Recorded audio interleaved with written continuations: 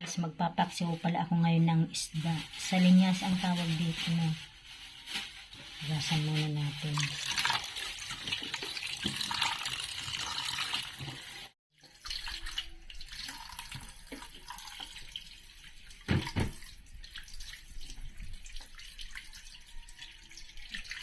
Ayan guys, tapos ko na palang hugasan.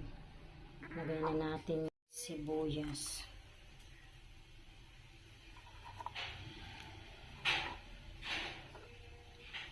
Pati yung luya, pagsabay-sabay na natin.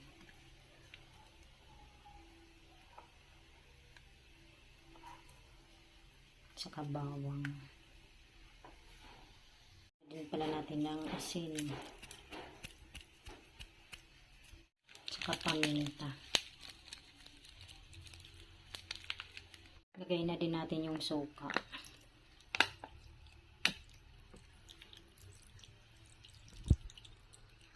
Konting mantika pala guys. Ganyan ako pag nagpapaksiw, nilalagyan ko ng konti.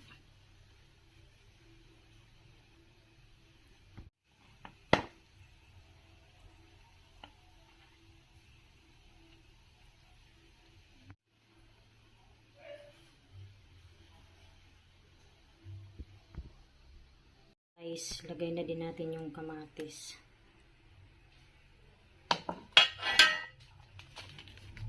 Pati magic sarap.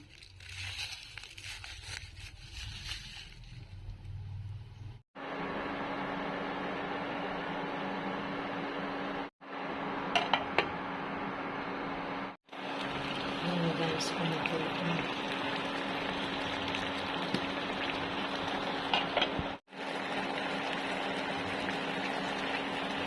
Guys, hanggang dito na lamang. Maraming salamat po sa inyong lahat sa panonood sa aming channel. God bless everyone. Bye.